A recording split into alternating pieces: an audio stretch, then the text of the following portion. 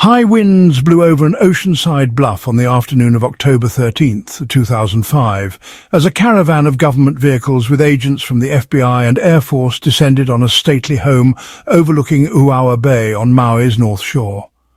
15 agents, divided into two teams wearing standard raid gear, khaki pants, body armor, holstered sidearms, took positions at the sides of the house while another group approached the front door. Special Agent James Tamara Wageman, the search team leader, knocked. He watched through a window as a woman with a dog approached. Tamara Wageman, from the agency's Honolulu office, was part of a foreign counterintelligence squad. For over a year, the team had been monitoring the property. A luxury Mediterranean-style four-bedroom with a blue-tiled roof and ocean and cliff views in the hamlet of Haiku, worth some $3.5 million. Tamara Wageman himself had taken trips in a single-engine airplane to snap aerial photos and had examined a floor plan of the residence. The investigation was led by Special Agent Thatcher Mahajarin, a 9-year veteran of the Bureau, who was currently waiting with the interview team down the driveway. Tamara Wageman took a step back as the door opened. He recognized the woman standing inside from photos he'd seen as Noshir Gowadia, the wife of an engineer and defense contractor named Noshir Gowadia. He explained that the agents had a warrant to search the home. He asked where he could find her husband. Alarmed, Cheryl pointed through the house toward the lanai in the back, where Tamara Wageman could see two men standing. One was a worker there to install a pond in the garden. The other, holding a garden tool, was her husband, the man the agents had come to see. Gowadia was 65 years old with suntanned skin, a broad face with a prominent lower lip, arched eyebrows and large brown eyes. Intelligence Studio. Do subscribe and like the video. As agents filtered through the residents' securing rooms and executing the search warrant, Tamara Wageman reached for the handcuffs on his belt. At this time, Gowadia stepped back and said no. Tamara Wageman noticed that Gowadia's hands were trembling. He appeared nervous, shocked but calm. The walls of fate were closing in on Gowadia. He was a brilliant engineer, reportedly earning the equivalent of a PhD at 15 years old. But he was also self-aggrandizing and, at times, embittered and reckless. He had spent 2 decades at the aerospace and defense contractor Northrop, now Northrop Grumman, where he was instrumental in designing the stealth propulsion system for the B-2 Spirit bomber, one of the most revolutionary military technologies in generations. He once had top security clearance and taught university classes in advanced aeronautical principles. He was also, the agents believed, a spy. On March 11, 2024, during the 14th National People's Congress at Beijing's Great Hall of the People, Lieutenant General Wang Wei, Deputy Commander of the Chinese Air Force, took questions from a journalist, a rare exception for a Chinese military official of his rank. During the annual week-long series of parliamentary meetings, Communist Party officials spoke about the manufacturing sector, real estate reform, and environmental protection, but a reporter from the Hong Kong Commercial Daily wanted to ask Wang about China's secretive stealth bomber, the H-20, nicknamed Water. The H-20 had been announced back in 2016, but little was publicly known about the project. Rumors had surfaced that the Chinese military had experienced developmental hurdles and the project was delayed. But at the Great Hall, in an interview that was likely choreographed, Wang denied the rumors. He said the production of the bomber would proceed very fast following test flights. He also said that there are no technical difficulties, it's coming soon, just wait. China had provided only glimpses of what its stealth bomber might look like. A series of promotional videos and documentaries released by state-owned companies and media in recent years featured a mock-up of a flying winged aircraft without vertical tail fins.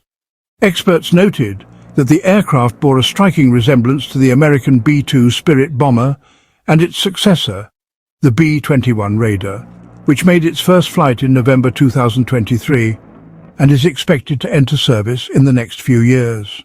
The B-21 is the most sophisticated stealth aircraft ever built, a crucial addition to an aging bomber fleet and a potential deterrent to Chinese aggression in the Pacific. If the H-20 proves similar to its American counterparts, it would represent unfathomably rapid advances in China's development of stealth technology. Those gains could well have been aided, at least in part, by Noshir Gowadia, a little-known engineer who became the focus of one of the most significant espionage investigations in decades. Gowadia was born in 1944 in Bombay, India, now Mumbai, and arrived in the United States in the summer of 1963 to study aeronautical engineering. He became a US citizen on July 25, 1969, and about a year later he landed a job at Northrop, the aerospace and defense company. Gowadia joined the defense industry as the US military was ramping up its efforts to develop stealth fighter jets and bombers. During the 1950s and 60s, the Soviet Union deployed a sophisticated air defense network with surveillance radar and advanced anti-aircraft artillery and surface-to-air missiles. The US Air Force was increasingly vulnerable. During the Vietnam War, thousands of aircraft were shot down by anti-aircraft artillery, surface-to-air missiles and fighter interceptors. Then, in 1973, during a 10-day stretch amid the Yom Kippur War, Israel lost 30% of its aircraft to advanced air defenses. The US Air Force concluded that if the US were to experience that level of loss in a potential war against the Soviets, its entire aircraft fleet would be gone in 2 weeks. In the early 1970s, the Defense and Advanced Research Project Agency, DARPA, a research wing of the US Department of Defense, launched a program to figure out how to reduce aircraft radar detectability.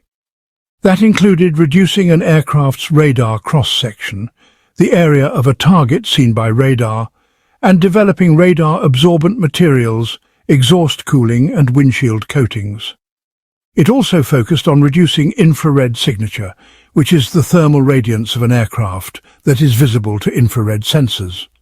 In 1974, DARPA sent out a quiet inquiry to 5 aircraft manufacturers, including Northrop, McDonnell Douglas, Grumman and Lockheed, to assess their ability to build an undetectable aircraft.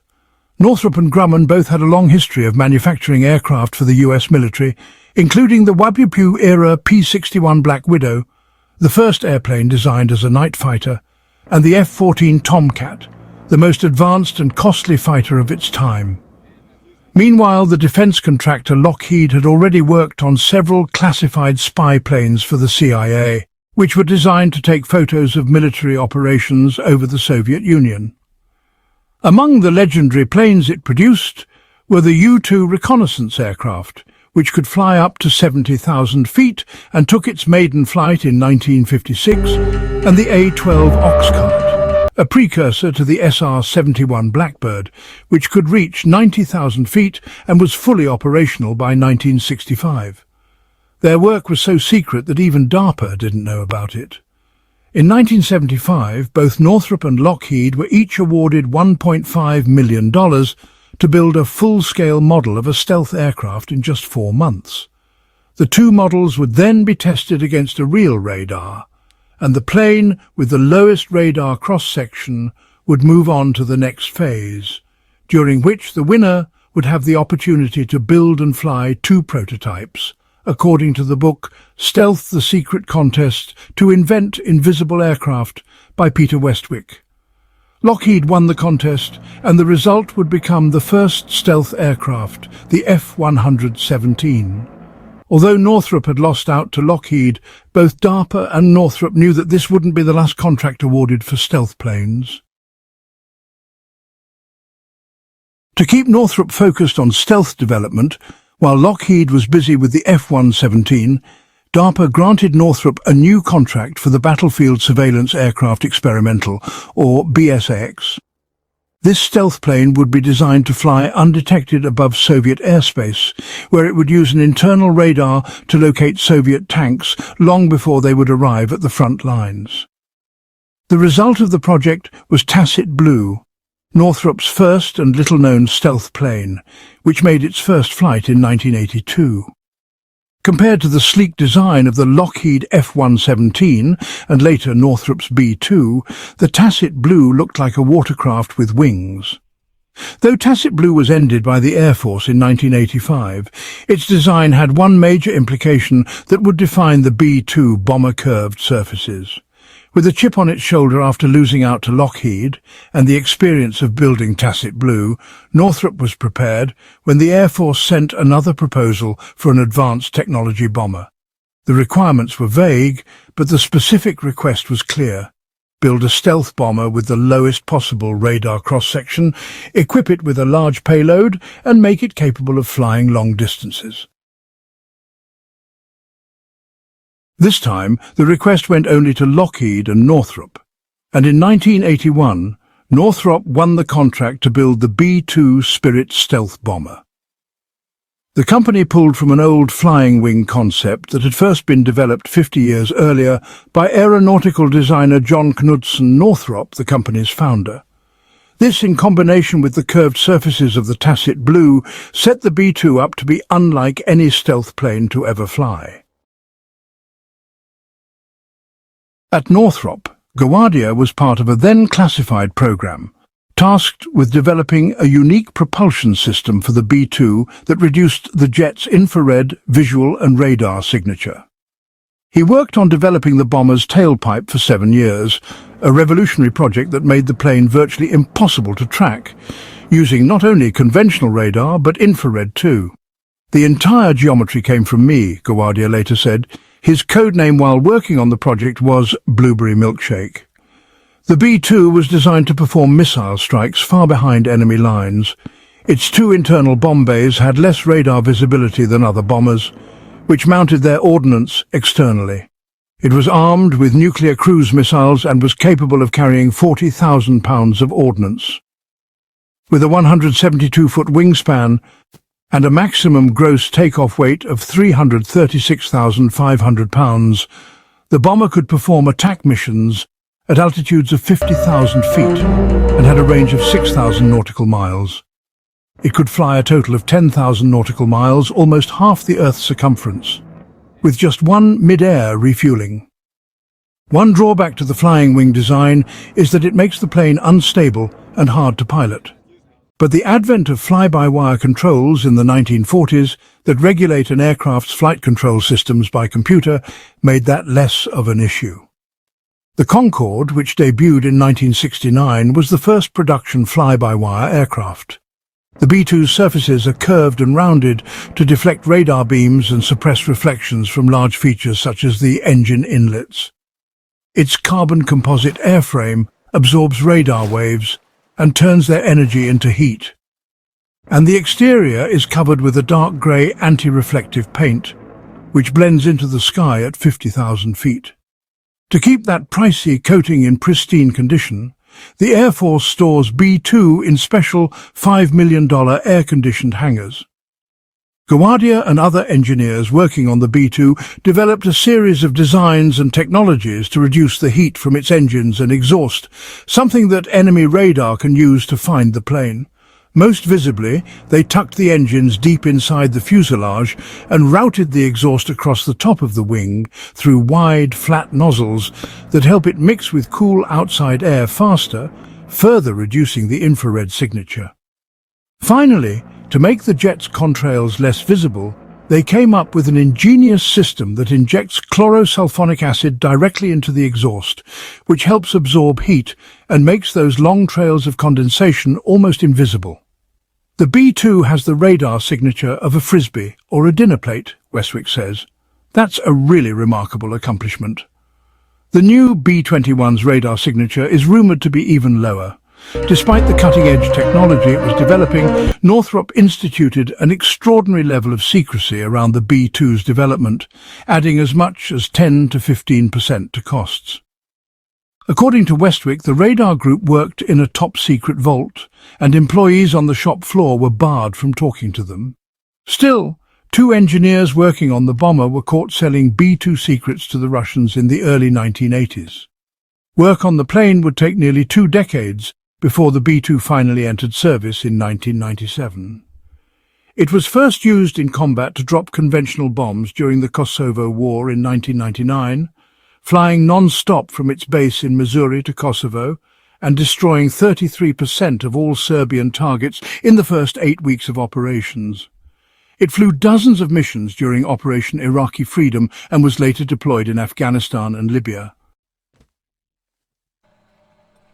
After a career with Northrop, lasting nearly 20 years, Gowadia worked on a number of classified research projects involving low observable propulsion systems for aircraft and missiles. A stealth missile works in much the same way as an aircraft, employing stealth technology, radar-absorbing materials, smooth surfaces and a flat exhaust system to make it less observable to radar, sonar, infrared and other detection methods. He had 2 children during that time, one from his first marriage and another with Cheryl, an American citizen from Texas. In 1986, at 42 years old, Gowadia was informed by a doctor that he had developed a rare genetic blood disorder and that he could die if he didn't reduce his workload, according to the 2015 book Operation Shakespeare, the true story of an elite international sting by John Schiffman. He left Northrop and launched his own defense consulting firm in Albuquerque, New Mexico. Gowadia was able to maintain his top security clearance, and in the years that followed he consulted on several secret projects, including on next-generation CIA reconnaissance aircraft and nuclear weapons at Los Alamos. He also did security assessments on the F-22 stealth fighter and Air Force One. In 1993, Schiffman writes, Gowadia became angered over a project with DARPA. The contract involved technology to eliminate aircraft contrails, and Gowadia was paid $45,000 to produce a report.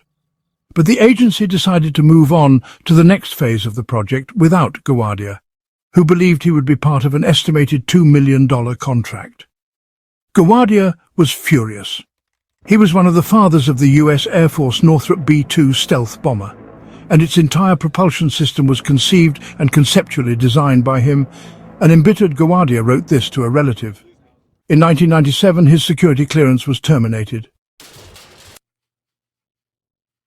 In 1999, he founded a new consulting business, NS Gowadia Inc., and also taught a course in which he allegedly used classified information from the Air Force. The same year, he bought the hillside property in Maui overlooking the ocean and received a construction loan to build a $1.8 million home for himself and Cheryl. Prosecutors would later argue in court that the mortgage was $15,000 a month, and he was desperate for a way to pay the mounting bills. Gowadia began to aggressively solicit business abroad. It did not take long to find international customers for his services. On October 23, 2002, Gowadia sent a fax to a government official in Switzerland with a proposal to develop infrared reduction technology for the TH-98 Cougar, a twin-engine multi-purpose helicopter developed by Eurocopter, now Airbus helicopters. The proposal alone contained top-secret-level classified information about a US defense system, according to the grand jury indictment. 2 years later, on November 22, 2004, according to the indictment, Gowadia sent an email to a contact in Israel with a similar proposal. He also solicited business in Australia and Singapore. Those deals never materialized.